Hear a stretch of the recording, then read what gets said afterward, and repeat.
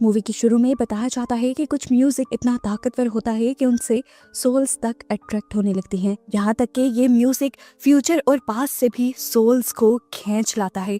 साथ ही साथ evil souls को भी ये अपनी तरफ अट्रैक्ट कर लेता है। फाइनली मूवी के ओपनिंग सीन में हम सैमी नाम के एक जख्मी लड़के को हाथ में गिटार लिए चर्च के अंदर आता देखते हैं, जो बुरी तरह घायल है और चर्च के लोग उसे देखकर परेशान हैं। प्रीस्ट भी उसके लिए प्रे करने लग जाते हैं और सैमी से कहते हैं तुम म्यूजिक छोड़ दो, इस वक्त जो शैतानी ताकतें तुम्हारे पीछे है तुम्हें छोड़ देंगी। असल में इस टाइम सैमी के साथ हुआ क्या था ये जानने के लिए कहानी एक दिन पीछे जाती है। सैमी को गिटार हाथ में लिए म्यूजिशियंस के साथ दिखाया जाता है। इनका बैंड ब्लू म्यूजिक बनाता है। इस म्यूजिक या सॉन्ग में सभी इमोशनल लिरिक्स होते हैं, जिनके इमोशंस को अच्छे से समझने के लिए म्यूजिक ऐसा बनाया जाता है कि लोग तो क्या सोल्स भी इनमें खोने लग जाती हैं। सैमी के डैड को उसका ये पैशन बिल्कुल पसंद नहीं और पता चलता है सैमी के डैड कोई और नहीं बल्कि पहले सीन में दिखाए जाने वाले चर्च के प्रीस्ट ही हैं। नेक्स्ट सीन में हम दो भाइयों को देखते हैं जिनका नाम स्मोक और स्टैक है। इनके पास बहुत ज्यादा पैसा है जिसे वो एक बहुत बड़े गैंगस्टर से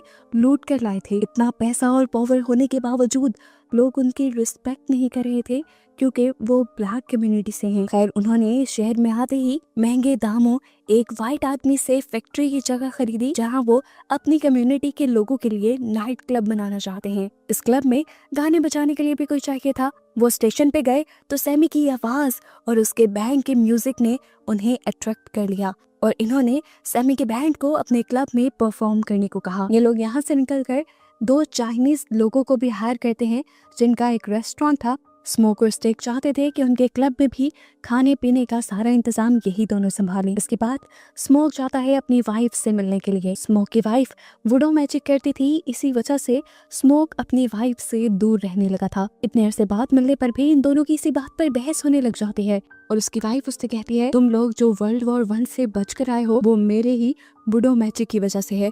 ये सुनकर स्मोक कहता है अच्छा अगर इतना ही पावरफुल था तुम्हारा मैजिक तो हमारी बेटी क्यों नहीं बच पाई। इस बात से स्मोक की वाइफ खामोश हो जाती है, लेकिन वो देखती है कि स्मोक ने अभी भी उसका दिया हुआ एक पेंडेंट पहना हुआ था, इसी वजह से वो उसे प्यार करती है। अब सीन कट होता है और हमें एक जख्मी अजीब आदमी को दिखाया जाता है। उसकी हालत ऐसी थी मानो वो किसी के जुल्म से बच कर आया हो। वो एक कपल के घर में छुप जाता है और थोड़ी ही देर बाद उस कपल के घर पे कुछ वैम्पायर हंटर्स आते हैं, लेकिन वो कपल उस आदमी को बचाने के लिए वैम्पायर हंटर्स से झूठ बोल देता है कि हमारे घर कोई भी नहीं आया। वैम्पायर हंटर्स के जाने के बाद वो आदमी जो इनके घर आया था वो लड़के के ऊपर हमला कर देता है और उसका कुछ खून भी पी लेता है, जिसके बाद हमें पता चला कि वो लड़का भी वैम्पायर बन चुका था और उसकी वाइफ उसे देखकर जोर से चिल्लाती है और सीन यहीं पर कट हो जाता है। सीन कट होकर अब हमें दोबारा स्मोक और स्टैक को दिखाया जाता है जिनका नाइट क्लब अब पूरी तरह से डेकोर हो चुका है, बन चुका है और आज उनकी ओपनिंग नाइट है। स्मोक अपनी चीजों को लेकर बहुत ज्यादा स्ट्रिक्ट था और उसने अपने गार्ड से भी कह दिया था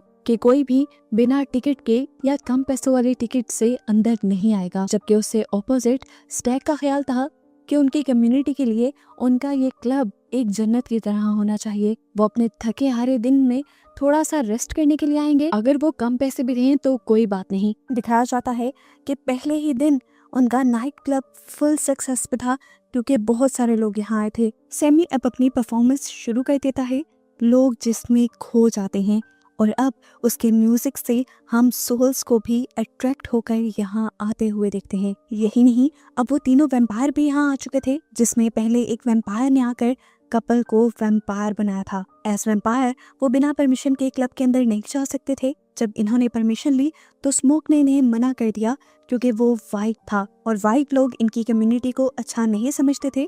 अब स्मोक इनसे बदला ले रहा था। हालांकि वैम्पायर ने बोला भी कि हमारे पास बहुत पैसा है, मैं सिर्फ इस सॉन्ग से अट्रैक्ट होकर यहाँ आया हूँ और यहाँ पर बहुत पैसा भी लुटाऊंगा। जब स्मोक अपने फैसले पर अटल रहा तो ये तीनों वैम्पायर बाहर जाकर गाना गाने लग गए। कुछ देर बाद हमें दिखाया गया कि अंदर स्मोक और स्टेक की उनकी दोस्त मैरी के साथ लड़ाई हो जाती है, जिसकी मॉम ने इन दोनों को पाला था।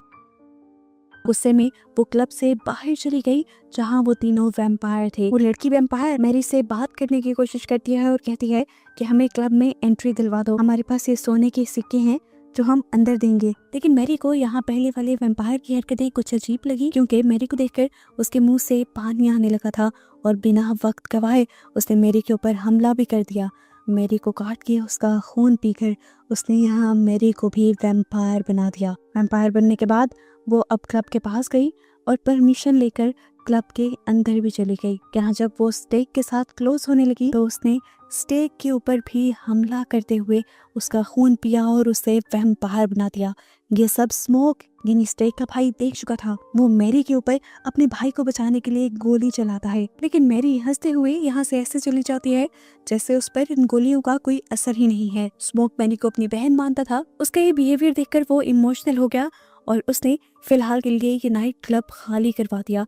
लेकिन तभी स्मोक की वाइफ यहाँ आई और उसने बताया कि मैरी एक वैम्पायर बन चुकी है, इसी वजह से उसके ऊपर गोलियों का भी कोई असर नहीं हुआ। स्मोक की वाइफ को ये सारी बातें इसलिए पता थी क्योंकि वो वुडू मैजिक पर बिलीव करती थी। हम देखते हैं कि क्लब का सिक्योरिटी गार्ड भी जब इजी होने के लिए थोड़ा सा बाहर निकलता है तो वही वैम्पायर इसके ऊपर भी हमला करके उसे भी वैम्पायर बना देते हैं। इसके बाद जब वो भी क्लब के अंदर आना चाहता था तो उसे भी परमिशन मांगनी पड़ी। ये देखकर स्मोक की वाइफ फौरन समझ गई कि अगर ये परमिशन मांग रहा है तो डेफिनेटली ये भी एक वैम्पायर बन चुका है। ये आदमी कहता है अच्छा अंदर ना आने दो, एटलीस्ट मुझे आज के पैसे तो दे दो। अब स्मोक उसको उसके पैसे देने के लिए जैसे ही हाथ बाहर करता है तो यह आदमी उसके हाथ पे काटने ही वाला था, पर अपने आप को बचाने के लिए स्मोक ने उसके ऊपर फायर कर दिया। अंदर हम देखते हैं स्टेक को, जिसको मैरी ने वैम्पायर बनाया था, वो अब होश में आ चुका था। इससे पहले कि वो यहाँ के लोगों के ऊपर हमला करता, स्मोक की वाइफ उसके ऊपर गार्लिक जूस फेंक देती है जिससे उसे बहुत दर्द होता है। सबकी जान बचाने के लिए स्मोक की वाइफ सबको बताती है कि इन वैम्पायर से बचने के कई रास्ते हैं। अपने आप से दूर करने के लिए इनके ऊपर गार्लिक जूस फेंका जा सकता है या गार्लिक का इस्तेमाल किया जा सकता है। इसके अलावा अगर इन्हें मारना हो तो सिर्फ सिल्वर या फिर लकड़ी से इनको मारा जा सकता है। और हाँ, अगर कोई इंसान परमिशन लेकर तुम्हारी बिल्डिंग में आने की कोशिश करे तो उसे फौरन मना कर दो, क्योंकि इंसान बिना परमिशन के किसी भी बिल्डिंग में आ जा सकते हैं लेकिन वैम्पायर्स नहीं। अब वो बार के अंदर मौजूद सभी लोगों को गार्लिक खाने को कहती है ताकि वो ये कंफर्म कर सके कि यहाँ पर मौजूद सारे लोग अभी तक इंसान हैं। अब इस क्लब से बाहर का सीन दिखाया जाता है। जितने भी लोग इस क्लब में आए थे, स्मोक ने उनको तो बाहर निकाल दिया था, लेकिन बाहर जाकर वैम्पायर्स ने उनके ऊपर हमला कर दिया। काफी सारे लोग जब वैम्पायर्स में बदले तो उन्होंने अपने ही जैसे दूसरे लोगों पर हमला करके सभी लोग तकरीबन यहाँ पर इस तरह वैम्पायर्स में बदल गए और अब ये वैम्पायर्स मिलकर एक अपने ही पार्टी कर रहे थे। यहाँ तक कि ये लोग इंतजार भी कर रहे थे कि क्लब में बचे हुए इंसान कब बाहर निकले और कब ये लोग उनके ऊपर टूट पड़े। स्मोक की वाइफ कहती है कि इन वैम्पायर से बचने के लिए हम पूरी रात इसी बिल्डिंग में रहेंगे। सुबह होने पर ये सभी वैम्पायर्स यहाँ से गायब हो जाएंगे क्योंकि वो सूरज की रोशनी में नहीं रह सकते। अब यहाँ पर वो पहला वैम्पायर आकर स्मोक और उनके सभी साथियों को मनाने लगता है कि उन्हें भी वैम्पायर्स बन जाना चाहिए, क्योंकि ये सबसे बेहतर डिसीजन है। यहाँ पे रेसिज्म नहीं है, यानी काले गोरे का कोई कॉन्सेप्ट नहीं है। साथ ही यहाँ वैम्पायरिज्म में कोई मौत भी नहीं है। यहाँ वैम्पायर्स के बारे में एक और इंटरेस्टिंग फैक्ट ये पता चलता है कि जो वैम्पायर दूसरे इंसान को शिकार करके वैम्पायर बनाता है, उसकी मेमोरी भी पहले वाले वैम्पायर को मिल जाती है। ऐसे इस वैम्पायर ने जिस कपल के ऊपर सबसे पहले हमला किया था, वो कपल पहले ही स्मोक और स्टेक के ऊपर हमला करने ही वाले थे, उनको लूटने वाले थे, क्योंकि शहर में किसी को भी ये बर्दाश्त नहीं हुआ था कि ब्लैक लोग यहाँ के सबसे अमीर लोग हों। वो इनसे कहता है देखो, इंसान तुम्हारी तरक्की वैसे भी बर्दाश्त नहीं कर सकते, तो क्यों ना तुम वैम्पायर ही बन जाओ। एंड पे आकर वो वैम्पायर कह ही देता है अच्छा तुम सब नहीं तो हमें सैमी दे दो, क्योंकि सैमी के म्यूजिक में वो ताकत है जो यहाँ पर पास्ट और प्रेजेंट की सोल्स को भी बुला ले। अब यहाँ पर वो चाइनीज औरत जो रह गई थी, जो रेस्टोरेंट यहाँ चला रही थी, ये वैम्पायर्स उसको धमकी देते हैं कि हम तुम्हारे घर पे जाकर तुम्हारी बेटी के ऊपर वार करेंगे। ये सुनकर वो जज्बात में आकर उनको अपने से लड़ने की धमकी दे देती है और ऐसे वैम्पायर्स को इस नाइट क्लब के अंदर आने की परमिशन मिल जाती है। अब वैम्पायर्स आते ही इन सारे इंसानों के ऊपर हमला कर देते हैं। वैम्पायर्स के इस हमले में स्मोक की वाइफ, वो लेडी जिसने इन वैम्पायर्स को चैलेंज दिया था, और सैमी के बैंड का एक मेंबर जिसने ब्लू म्यूजिक सैमी को सिखाया था, वो तीनों ही मारे जाते हैं। सबसे ज्यादा इमोशनल मौत यहाँ पर स्मोक की वाइफ की थी, जो कि स्मोक ने अपनी वाइफ को खुद मारा था। स्मोक के भाई ने यानी स्टैक ने उसकी वाइफ के ऊपर हमला कर दिया था, वो उसे वैम्पायर बनाने लगा था।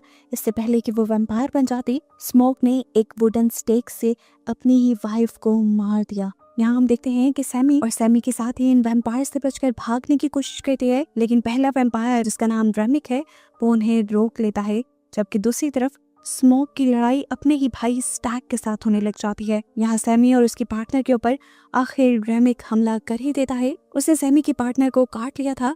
सैमी की पार्टनर उससे कहती है कि मेरी छोड़ो, अपनी जान बचाकर यहाँ से भागो। इतने सारे वैम्पायर से बचकर भागना आसान नहीं था। सैमी के पीछे ये सारे लगे हुए थे, इसलिए सैमी अपने आप को बचाने के लिए अपना गिटार रेमिक के सर पे मार देता है। उसके गिटार में बहुत सा सिल्वर लगा हुआ था, जिसकी वजह से रेमिक को बहुत ज्यादा दर्द हुआ।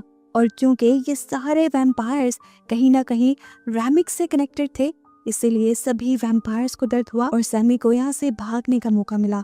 अब हम देखते हैं कि रेमिक भागकर सैमी के ऊपर आकर हमला करने ही वाला था कि इस मर्तबा स्मोक सैमी को बचाने आ गया और उसने एक वुडन स्टेक रेमिक के जिस्म के अंदर स्टैब कर दिया। सभी वैम्पायर्स रेमिक की या कह रहे उनके लीडर की मौत से शॉक रह गए और इतनी ही देर में सुबह का सूरज भी निकल आया।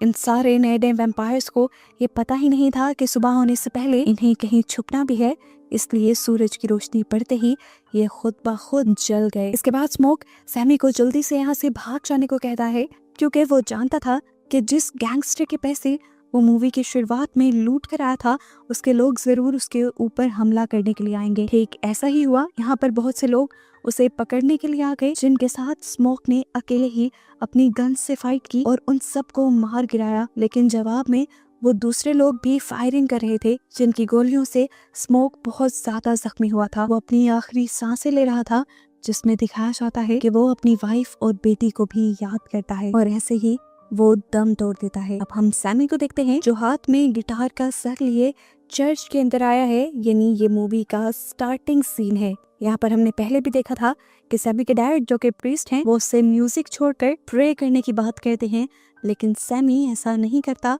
और वो गिटार का हेड लिए यहाँ से चला जाता है। इसके बाद मूवी के पोस्ट क्रेडिट सीन में हमें 60 साल बाद का वक्त दिखाया जाता है और हम बूढ़े सैमी को देखते हैं, जो आज तक वो ब्लू म्यूजिक बनाता है। सैमी गाना गा रहा था और बस यही दिखाते हुए ये मूवी यहाँ खत्म हो जाती है।